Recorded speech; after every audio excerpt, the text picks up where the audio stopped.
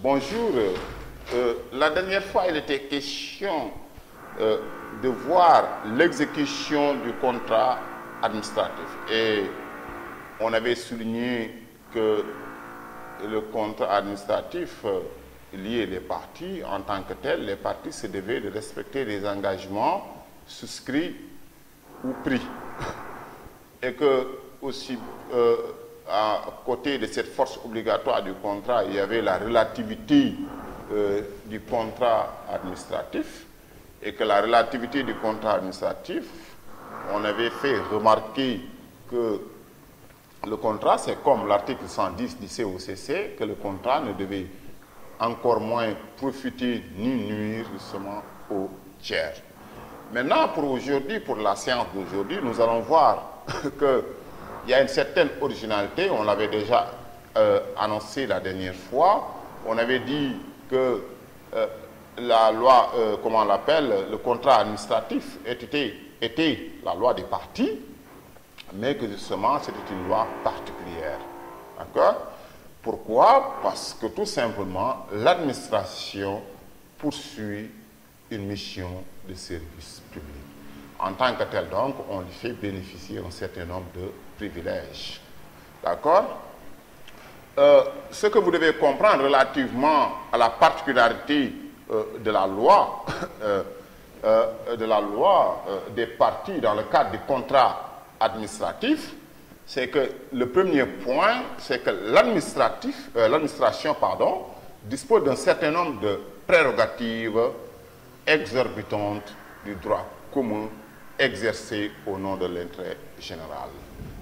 Nous y reviendrons. Dans le cadre justement, je vous avais dit ça la dernière fois, dans le cadre d'un contrat conclu entre deux personnes physiques visant leurs intérêts particuliers, il n'en est pas question qu'on accorde des privilèges à l'une des parties au détriment de l'autre. C'est impensable dans le cadre justement des contrats de droit privé.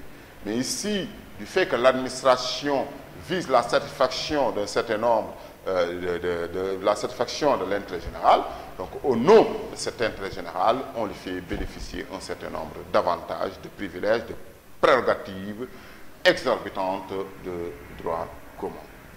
Et que donc ça, c'est le premier point que nous devons retenir relativement à l'originalité de la loi des parties dans le cadre du contrat administratif. Le deuxième point, ce n'est pas parce que tout simplement, je vous ai dit que nous sommes dans un état de droit, ce n'est pas parce que tout simplement que l'administration bénéficie d'un certain nombre de privilèges, pour autant nous avons abouti à la conclusion selon laquelle le co-contractant est désarmé. Il n'en est absolument rien. Le co-contractant aussi dispose d'un certain nombre de pouvoirs, ou si je préfère, droits. Autant l'administration a un certain nombre de pouvoirs, de privilèges que nous ne retrouvons pas en réalité dans le cadre des contrats de droit privé, mais ici aussi, le co-contractant n'est pas désarmé pour autant, en ce que possibilité lui est offerte lorsqu'il considère, lorsqu'il estime que l'administration n'a pas respecté le droit de saisir le juge pour se faire établir dans ses droits. Le Sénégal est un état de droit. Le Sénégal est un état de droit. En tant qu'état de droit, il faut impérativement que l'administration, comme les gouvernés que nous sommes, se plie justement aux lois. Maintenant, nous allons d'abord voir les pouvoirs qui sont reconnus à l'administration dans le cadre de l'exécution du contrat administratif. Ces pouvoirs qui sont reconnus à l'administration dans le cadre de l'exécution du contrat administratif sont au nombre de 3. Il y a un pouvoir, le premier pouvoir reconnu à l'administration, c'est un pouvoir de direction et de contrôle. Le deuxième pouvoir, c'est un pouvoir de sanction. Le troisième pouvoir, j'ai dit 3 pouvoirs, c'est 4 pouvoirs, je suis désolé. Donc le premier pouvoir, c'est un pouvoir de contrôle et de direction. Le deuxième pouvoir, c'est un pouvoir de sanction. Le troisième pouvoir, c'est un pouvoir de modification unilatérale. Le quatrième pouvoir, c'est un pouvoir de résiliation unilatérale du contrat. Donc nous allons étudier ces 10 pouvoirs pour que nous en faisions une exacte idée, pour que nous puissions comprendre. Quand je parle du pouvoir de direction, ou quand la loi, je préfère, parle du pouvoir de direction et de contrôle, parce qu'en droit, nous n'inventons absolument rien. Tout est dans les textes. Donc le droit, ça n'a rien à voir. Vous pouvez, c'est-à-dire que c'est une discipline très démocratique en ce que vous pouvez être, si vous êtes intelligent, vous pouvez faire le droit. Si vous ne l'êtes pas aussi, vous pouvez faire le droit. Parce que ce qui est exigé ici, c'est une certaine rigueur qu'on s'impose à soi, parce que tout a été déjà dit par le législateur. Il suffisait justement d'être curieux, de faire preuve de volonté, de s'imposer une certaine rigueur. Donc, relativement au pouvoir de direction et de contrôle, il faut se référer à l'article 106 du COA. L'article 106 du COA pose le principe selon lequel, le principe de l'intervention, de l'administration dans l'exécution du contrat. D'accord? Ainsi donc, à tout moment, l'administration peut effectuer des contrôles pour vérifier la bonne exécution du marché ou l'état d'avancement des travaux. Donc vous voyez, il y a une possibilité qui est offerte à l'administration de pouvoir vérifier l'état d'avancement des travaux. D'accord? Et il est même plus que ça, l'administration peut, dans le cadre de ces contrôle de la bonne exécution des contrats ou de l'état d'avancement des travaux, de donner des ordres, afin de réparer justement les travaux défectueux et de rattraper les retards. Donc, vous voyez, l'administration peut se permettre non seulement de contrôler et éventuellement donner des ordres pour justement remédier à certains manquements. Toutes ces considérations, ce sont des considérations qui sont liées à la satisfaction de l'intérêt général. Je vous dis que toujours, nous sommes à la recherche de nos intérêts. Si nous signons un contrat, c'est parce que tout simplement, c'est pour la satisfaction d'un intérêt particulier, alors que lorsque l'administration passe un contrat, c'est pour la satisfaction de l'intérêt général.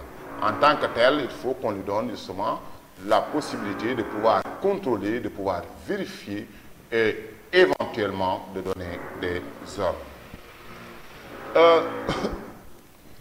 Mais il faut ce contrôle encadrer. Je vous avais dit que le pouvoir ou ces pouvoirs concédés à l'administration ne sont pas des pouvoirs arbitraires, mais plutôt des pouvoirs encadrés, puisque nous sommes dans un état de droit. Et en tant que tel, ce droit concédé à l'administration, ce droit de contrôle et de direction, ne lui donne pas la possibilité d'aller jusqu'à priver, c'est-à-dire que priver le co-contractant de l'initiative des choix du moyen qui lui ont été donnés par le contrat. Ce n'est pas donc à l'administration de dire, ou par exemple, justement, d'orienter le choix du co-contractant relativement au moins justement, pour l'exécution du contrat. C'est bon? Donc maintenant, pour le deuxième pouvoir, il y a ce qu'on appelle un pouvoir de sanction.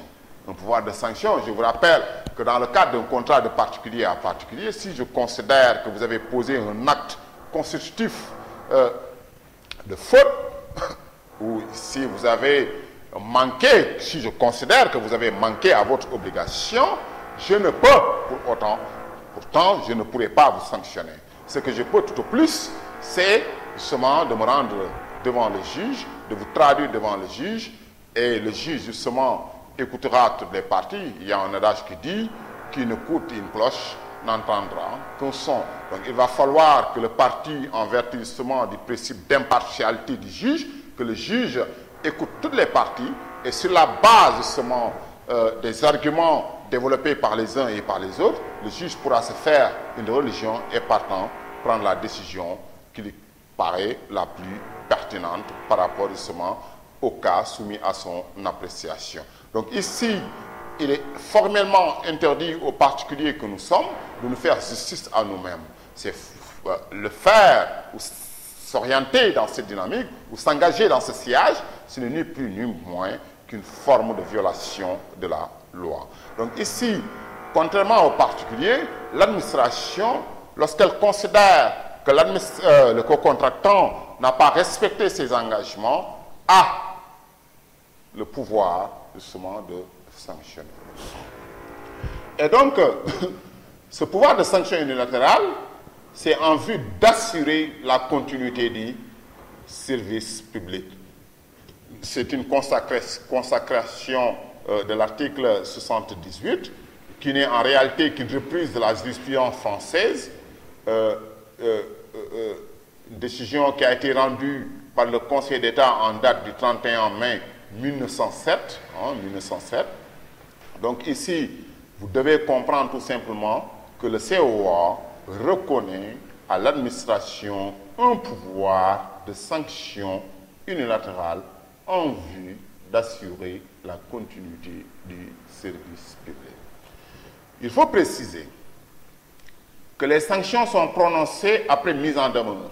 Donc, c'est-à-dire, il faut une mise en demeure qui est restée vaine. C'est-à-dire, quand on dit qu'il y a une mise en demeure qui est restée vaine, c'est-à-dire que préalablement, avant que l'administration ne prenne une sanction, il faut que l'administration tienne impérativement ou porte à la connaissance, justement, de l'administration les griefs, justement, retenus contre le co-contractant.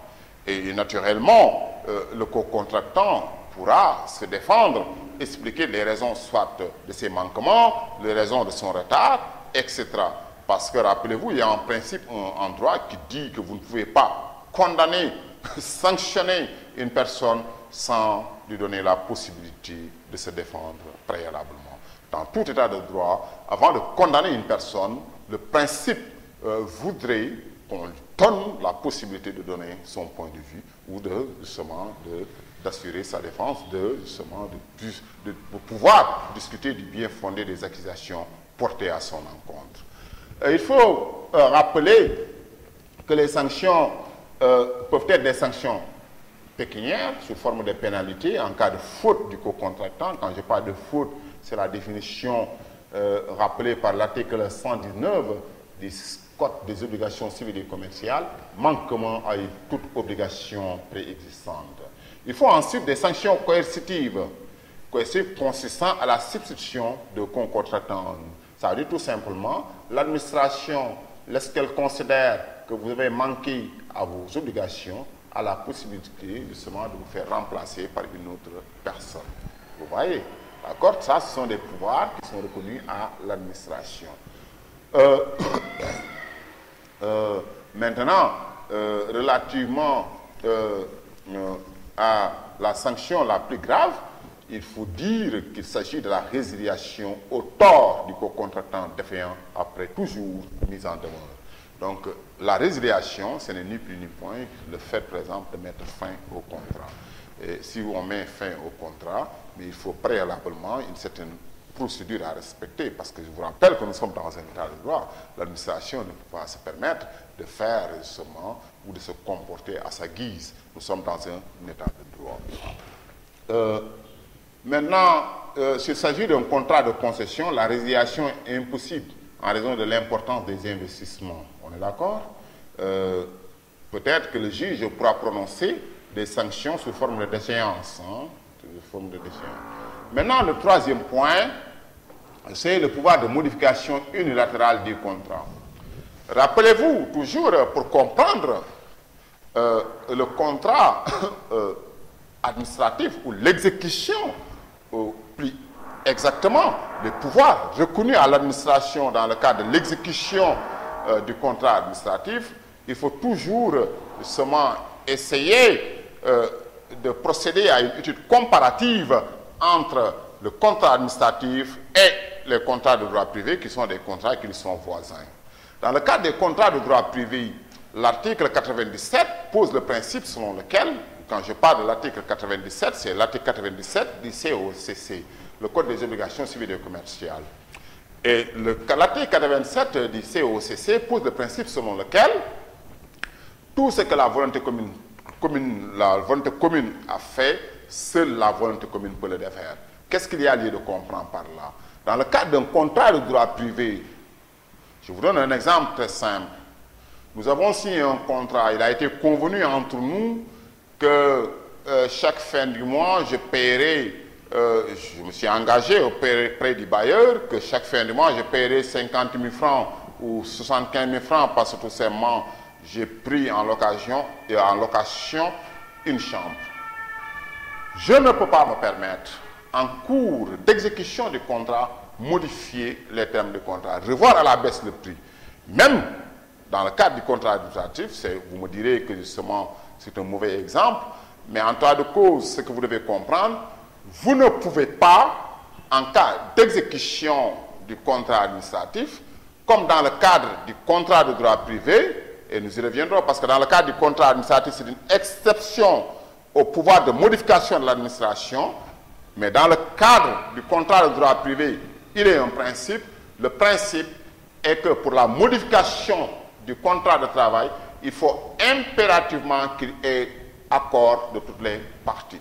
Alors que dans le cadre du contrat administratif, il est bien possible que l'administration, pour des raisons qui lui sont propres, puisse apporter un certain nombre de modifications que le co-contractant ne saurait refuser.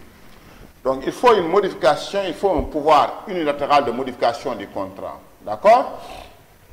C'est un principe posé dans le COA en son article 109, où il est formellement, clairement indiqué que l'administration peut modifier unilatéralement certaines stipulations du contrat si les nécessités du service l'exigent. Si les nécessités du service l'exigent. Mais ce pouvoir, je vous rappelle que ce pouvoir de l'administration ne s'exerce que de manière limitée, que c'est encadré. Encadré, ça veut dire qu'il n'est pas discrétionnaire. Qu'il n'est pas discrétionnaire, ça veut dire que tout simplement, les clauses financières du contrat, les éléments fondamentaux du contrat, l'administration ne peut pas les modifier. Le prix, ça veut dire que le prix, il faut donc bien retenir cela, le prix initialement convenu entre l'administration et le co-contractant ne peut faire l'objet d'une modification. Au-delà du prix, les éléments fondamentaux du contrat ne peuvent aussi faire l'objet d'une modification. Ce que vous devez comprendre ici, il y a un pouvoir de modification qui est accordé à l'administration. L'administration peut modifier de façon unilatérale le contrat, mais ce pouvoir de modification unilatérale n'est pas absolu. Pourquoi il n'est pas absolu? Parce que tout simplement, il est limité. L'administration ne peut pas revoir à la baisse le prix. Le co-contractant aussi ne peut pas revoir à la hausse le prix. Dans le cadre d'un contrat de particulier à particulier, il est formellement interdit justement aux parties justement de remettre en cause, et ce de façon unilatérale, un contrat régulièrement conclu. Le dernier maintenant pouvoir, c'est le pouvoir de résiliation unilatérale du contrat. Pratiquement, le pouvoir de résiliation, il y a un principe dans le cadre des contrats de droit privé, il y a ce qu'on appelle la prohibition ou l'interdiction de la modification, de la résiliation unilatérale des contrats. D'accord? Mais, dans le cadre justement du contrat administratif, ce pouvoir existe sans faute du co-contractant. Vous avez bien entendu, sans faute du co-contractant. Donc c'est un pouvoir qui est reconnu au droit. Quand bien même le co-contractant ne commettrait pas de faute, l'administration a la possibilité de mettre fin au contrat. Et c'est là, justement, ce principe ou ce pouvoir trouve son siège dans l'article 137 du COA. Il en est ainsi. Naturellement, la question qu'on est en droit de se poser est celle de savoir dans quelles circonstances l'administration peut se lever un bonjour, demander ou exiger ou procéder à la résiliation du contrat administratif. Parfois, il peut arriver que l'ouvrage soit inutile ou ne soit plus adapté aux circonstances. Ça peut arriver. Donc ici, compte tenu des nécessités du service public, il est bien possible que l'administration demande la résiliation du contrat administratif. Cette résiliation peut ne pas se baser ou se reposer, peut ne pas poser ou se baser sur une faute, encore moins sur un motif d'intérêt général irrégulier. Mais il faut admettre ou il faut reconnaître qu'en pareille circonstance, l'administration doit indemniser son co-contractant du préjudice subi. Et nous y reviendrons tout à l'heure. Maintenant, à côté de ces prérogatives de l'administration, il faut dire que le contrat administratif se particularise aussi par les obligations du co-contractant de l'administration, qui sont plus rigoureuses que le seraient celles d'une partie à un contrat de droit privé. Donc vous voyez, donc ici, il y a une certaine rigueur imposée au co-contractant dans le cadre du contrat administratif. Alors que dans le cadre du contrat de particulier à particulier, c'est vrai qu'il y a une certaine rigueur, mais comparé justement à celle exigée dans le cadre du contrat administratif, on est en droit de considérer que si tant est en fait de rigueur, en réalité, elle ne l'est que de nom. Je veux dire, dans le cadre des contrats de particulier à particulier. Maintenant, nous allons donc parler des droits. Je vous avais dit dès l'entame de mon propos que l'administration bénéficiait d'un certain nombre de pouvoirs, mais ces pouvoirs n'étaient pas des pouvoirs arbitraires, encore moins discrétionnaires, parce que encadrés par le législateur et par le juge. Mais le co-contractant de l'administration dispose aussi d'un certain nombre de pouvoirs, de droits. Le premier droit reconnu au co-contractant de l'administration, c'est qu'il a droit au paiement du prix fixé initialement. Il a droit donc au paiement du prix fixé initialement. L'administration, par là, qu'est-ce qu'il y a lieu de comprendre? C'est que l'administration doit, dans un premier temps, accorder à ce co-contractant des avantages financiers convenus, c'est-à-dire lui payer le prix qui a été convenu au programme. Ce prix peut être déterminé de plusieurs façons. D'accord? C'est ainsi que dans le décret de 2014 relatif au Code des marchés publics, il y a ce qu'on appelle le prix global forfaitaire, qui est un prix fixé en bloc et à l'avance, c'est l'article 16 du Code des marchés publics. Il y a ce qu'on appelle le prix unitaire, qui est un prix fixé pour un élément déterminé de fournitures, services ou travaux à réaliser, c'est l'article précité, l'article 16. Le prix sur dépenses contrôlées, pour lequel aucun prix n'est fixé à l'avance. Aucun prix n'est fixé. Dans les autres situations, le prix est fixé, surtout dans le cadre du prix global forfaitaire.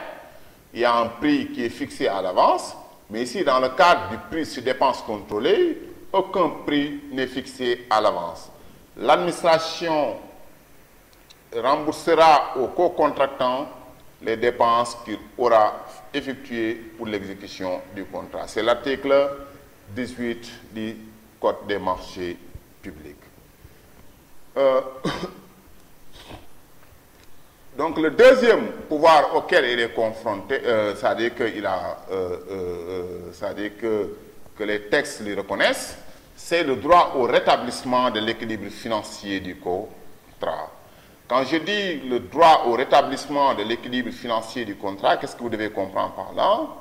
C'est que l'administration subit souvent des dommages du fait de l'utilisation de ses prérogatives. En matière financière,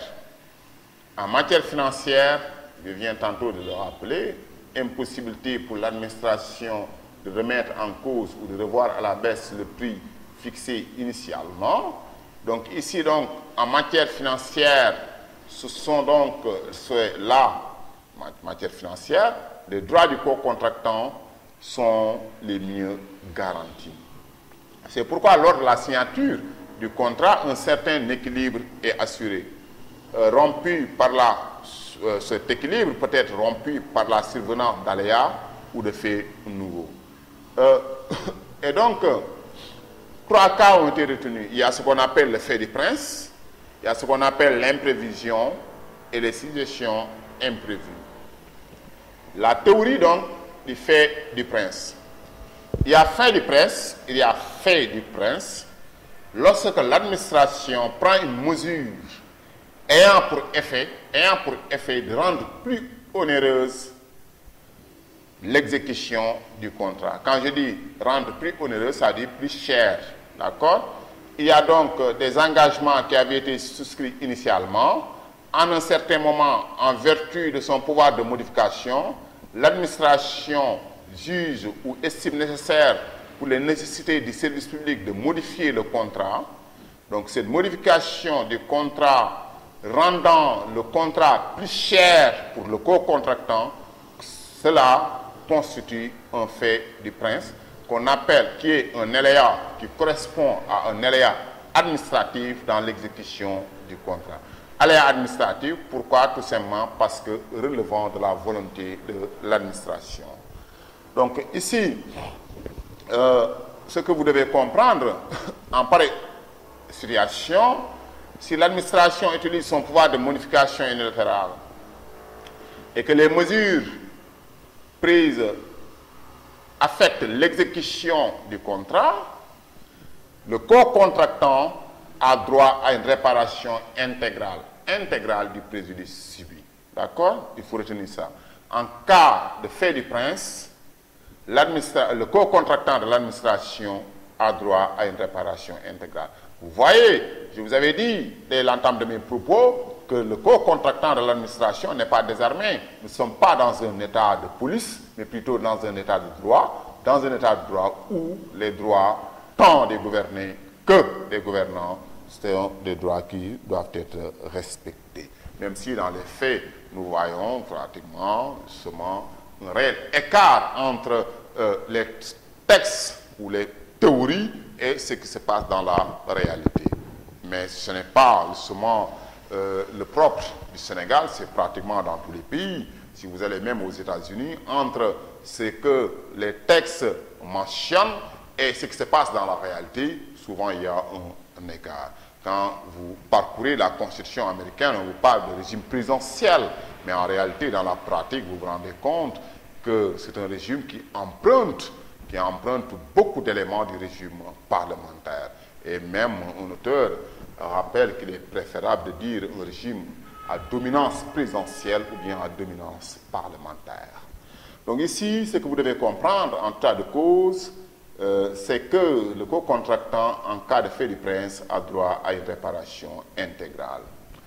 Deuxième théorie, c'est la théorie de l'imprévision. La théorie de l'imprévision, c'est une théorie qui est prévue par l'article 121 du COA.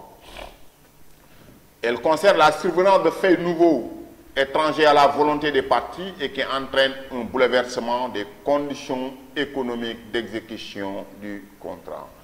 Nous avons signé un contrat, des engagements ont été pris, mais malheureusement, il y a un aléa qui survient indépendant de notre volonté. Il y a, par exemple, justement, les cimenteries, ou bien, par exemple, les entreprises évoluant dans le dit secteur estiment nécessaire de revoir à la hausse le prix du ciment. Voilà donc un aléa qui ne dépend pas de notre volonté. C'est étranger à la volonté de notre parti. Vous voyez? Donc là, c'est un aléa économique qui ne pouvait être pas prévu au moment de la conclusion du contrat. Mais malheureusement, en cours d'exécution du contrat, j'avais pris d'engagements et que ces engagements qui avaient été pris, c'était sur la base d'un prix, d'accord? Mais maintenant, malheureusement, en cours d'exécution, il y a, si vous voulez, bouleversement justement des prévisions, et ce bouleversement des prévisions est indépendant de notre volonté. Et en pareille situation, il importe de signaler que le législateur sénégalais a repris une décision de la jurisprudence française qu'on appelle la décision Compagnie Générale d'Éclairage de Bordeaux, rendue le 30 mars 1916. Et selon cette jurisprudence, il y a 4 conditions d'application de l'imprévision. Il faut un bouleversement de l'équilibre du contrat. Ça veut dire, quand je dis bouleversement de l'équilibre du contrat, ça signifie quoi? Ça signifie un simple manque à gagner ou une simple difficulté d'exécution ne saurait suffire pour pouvoir prétendre justement à une réparation. il faut que cette imprévision puisse résulter de sécheresse, de guerre, de crise économique, de dévaluation monétaire, de réglementation des prix. Donc vous voyez. Deuxième chose, il faut que l'événement soit imprévisible. C'est-à-dire que quand je dis un événement imprévisible, c'est-à-dire qu'il faut qu'il déjoue toutes les prévisions des parties. En tout état de cause, il doit être indépendant à la volonté des parties. Donc, l'événement, le troisième point, doit se produire dans les délais d'exécution du contrat. D'accord? Et doit donner naissance à un déficit insurmontable. En pareille occurrence, si toutes ces conditions sont réunies, le co-contractant, c'est-à-dire quand je dis les conditions sont réunies, quelles conditions? Bouleversement de l'équilibre du contrat, imprévisibilité de l'événement, il faut aussi que l'événement se produise dans les délais d'exécution du contrat. Là, le co-contractant, c'est vrai, est obligé de poursuivre l'exécution du contrat tout en bénéficier, mais doit bénéficier d'une indemnité partielle. D'accord? Maintenant, le troisième aléa qu'on appelle un aléa naturel. Le premier aléa fait des princes, aléa administratif. Le deuxième aléa, imprévision, aléa économique. Le troisième aléa, c'est un aléa naturel. Quand je dis suggestion imprévue, il s'agit d'un fait majeur extérieur au contractant qui ne pouvait être raisonnablement être engagé au moment de la conclusion du contrat et qui entraîne une difficulté anormale d'exécution. C'est donc l'article 118 du COA qui pose un tel principe. Et les conditions qui doivent être réunies pour son application, il faut un fait matériel imprévu lors de la signature du contrat. Il faut une difficulté anormale d'exécution. D'accord? Et relativement aux effets, c'est-à-dire que ce sont les mêmes effets que nous retrouvons dans le cadre du fait de prince, c'est-à-dire que le co-contractant est obligé de poursuivre, malgré la survenance de cet événement, est obligé de poursuivre l'exécution du contrat. Mais il a droit à une réparation intégrale du préjudice civil.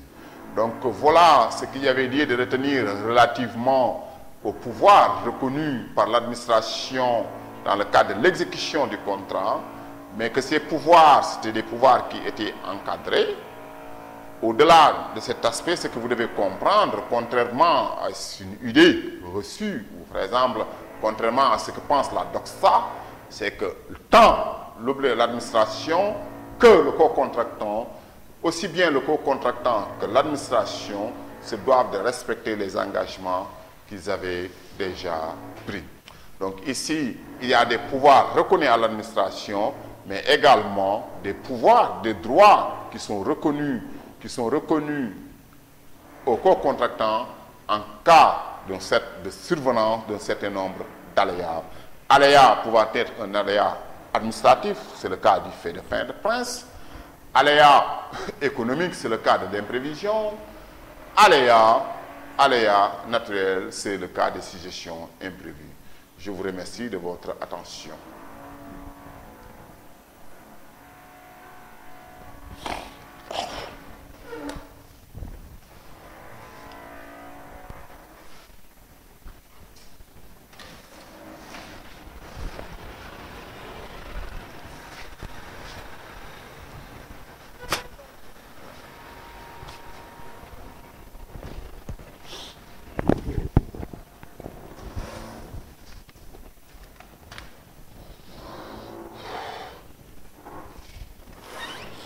Grave.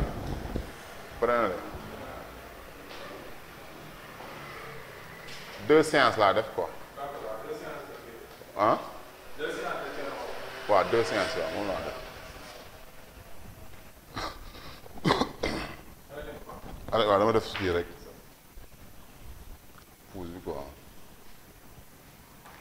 Mais kii boobu